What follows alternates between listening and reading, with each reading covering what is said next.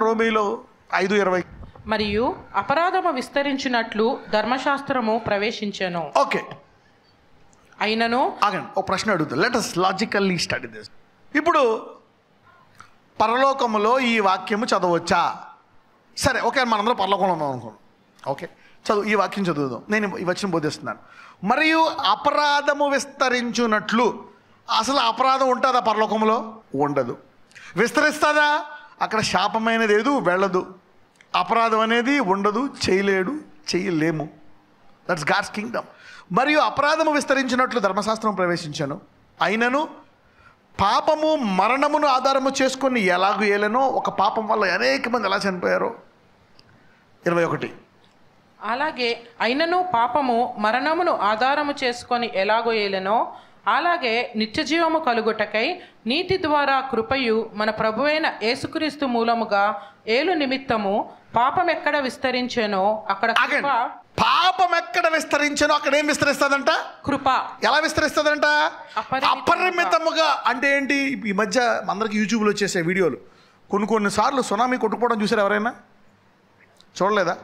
వరదల్లో ఇలా కొట్టుకెళ్ళిపోవడం ఎలా ఉంటుందంటే మొత్తం గిల్లు అన్నీ అలా వెళ్ళిపోతాయన్నమాట. ఇలా మునిగిపోతూ ఉంటాయి. ఓకే, అంటే పాపం ఎలా విస్తరిస్తుందంటే కృప అలా కొట్టుకెళ్ళిపోతుందండి. మొత్తం వాష్అవుట్, అసలు ఏం కనపడదు, నీళ్ళే. నోవా టైంలో ఒకసారి ఊహించుకోండి, ఏమీ లేవు. ఎక్కడో కొన్ని 100 అడుగుల్లో ఉన్నారనమాట వీళ్ళు, మనుషులందరూ చచ్చిపోయి. అంటే ఇప్పుడు అపరిమితముగా విస్తరించి అసలు పాపము యొక్క ఎఫెక్ట్, పాపము వలన వచ్చేటువంటి ఈ ఫలాలు లేకుండా అపరిమితంగా కృప విస్తరించి పాప ఫలాలు, పాపం వల్ల వచ్చు ఈ యొక్క బాధలన్నీ కొట్టుకుపోవాలి అనేటువంటిది ఎక్కడ నెరవేరాలంట? మళ్ళీ చదువుతాం, నేను చదువుతాను. అలాగే నిత్య జీవము కలుగుటకై నీతి ద్వారా కృపయు మన ప్రభువైన యేసుక్రీస్తు మూలముగా ఏలు నిమిత్తము పాపం ఎక్కడ విస్తరించనో అక్కడ పరలోకములో పాపం విస్తరిస్తుందా? అక్కడ కృప అపరిమితముగా విస్తరిస్తుందంట. ఇది నెరవేరిందా? కృప అపరిమితముగా విస్తరిస్తే పాపము యొక్క పరిమాణములు కనపడతాయా? కనపడవు. అంటే దేవుని రాకడము మునుపు పరలోక రాజ్యము రుచి ఎక్కడ ఉంటుంది? భూమి మీదే. Grace will fill you with knowledge. చూడండి, ఇక్కడ ఏ నిరీక్షణ లేదనుకోండి, నువ్వేమీ అడగలేవు దేవుణ్ణి. You can't ask anything. You can't ask anything. చాలామందికి ఇక్కడ ఏ నిరీక్షణ ఏమీ లేదు. They are not expecting something big. దేవుడు ఎంత గొప్పవాడు అంటే జనాలు ఎవరు అడగరు అంత గొప్పవి. He is so big. అసలు ఆ పాపము ఏలినంత రీతిగా ఒకసారి ఇంకా ముందుకెళ్దాం. Let's read రోమీలు 5:12. ఇట్లుండగా ఒక మనుష్యుని ద్వారా పాపమును, పాపము ద్వారా మరణమును లోకములో ఎలాగు ప్రవేశించెనో అలాగుననే మనుష్యులందరూ పాపము చేసినందున మరణము అందరికిని సంప్రాప్తమాయెను. ఒక్క మనిషి పాపం చేస్తే అందరికీ మరణం వచ్చేసింది. రోగాలు వచ్చి, అప్పులు వచ్చి, బాధ వచ్చేసి, కష్టం వచ్చి ఒకళ్ళు కొట్టుకు చచ్చిపోతున్నారు. ఏలయనగా ధర్మశాస్త్రము వచ్చినదనుక పాపము లోకములో ఉండెను, కానీ ధర్మశాస్త్రము లేనప్పుడు పాపము ఆరోపింపబడదు. అయినను ఆదాము చేసిన అతిక్రమమును పోలి పాపము చేయని వారి మీద కూడా ఆదాము మొదలుకొని మోషే వరకు మరణమేలెను.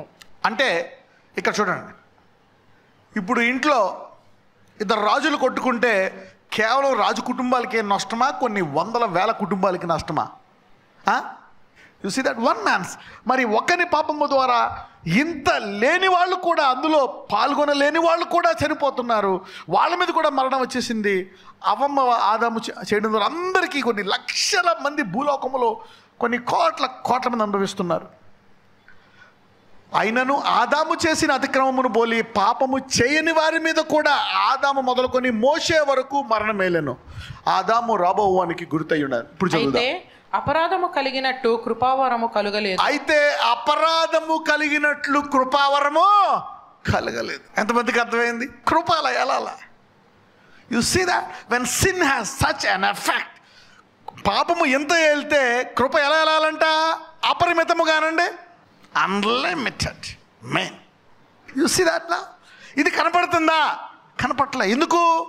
త్వరగా వచ్చే మేము వెళ్ళిపోతామని రెడీగా ఉన్నారు అందరూ. Everybody is ready to go to heaven. అందరూ పాపం యొక్క పవర్ చూస్తున్నారు కానీ కృప యొక్క power కనపట్లే.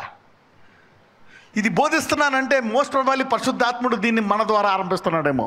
You see that maybe he is beginning with us. ఎంతమందికి లాజిక్ అర్థం అవుతుంది? How many of you understanding this logic, the logic of this? అయితే అపరాధము కలిగినట్లు కృపావరము కలగలేదు. ఎట్లనగా ఒకరి అపరాధము వలన అనేకులు చనిపోయిన ఎడల మరి ఎక్కువగా దేవుని కృపయు, మరి ఎక్కువగా ఒక్కని అపరాధం వల్ల అనేకులు చచ్చిపోతానంట, మరి కృప ద్వారా మరి ఎక్కువగా అనేక మంది బతకాలంట. చనిపోయిన ఎడల మరి ఎక్కువగా దేవుని కృపయు యేసుక్రీస్తు అని ఒక మనుష్యుని కృపచేతనైన దానమును అనేకులకు విస్తరించెను. అగండి, ఒక్క ఆదాము ద్వారా ఎంత వచ్చేస్తే యేసుక్రీస్తు ద్వారా ఇంకెంత రావాలా? ఆదాముకు జరిగినది 100 రెట్లు అయితే, 100 రెట్ల నష్టం అయితే యేసుక్రీస్తు వల్ల జరిగిన లాభము 1,00,000 రెట్లు ఉండాలా? అంటే ఆ 100 రెట్లు పాపము యొక్క పరిహారం కొట్టుకుపోవాలా లేదా? కొట్టుకుపోవాలా. మరణం, వ్యాధి లేవన్నీ కొట్టుకుపోవాలా. ఇప్పుడు చెప్పండి, దేనికి ఎక్కువ పవర్ ఉంది? అంటే 2000 సంవత్సరాల నుంచి భూమి మీద సంఘం ఉన్నా అసలు ఈ లెక్కన కృప 1% కూడా పనిచేసిందో లేదో డౌట్. అవునా కదా? ఓకే, ఎంతమందికి నేను చెప్పినట్లు ఊహించుకోగలుగుతున్నారు ఇంత గొప్ప కృప? You see that is grace so big,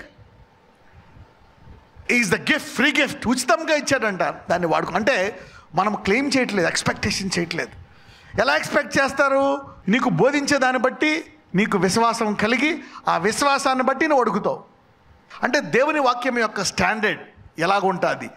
అనేకులు మరి ఎక్కువగా దేవుని కృపయు యేసుక్రీస్తు అని యొక్క మనుష్యుని చదవమా.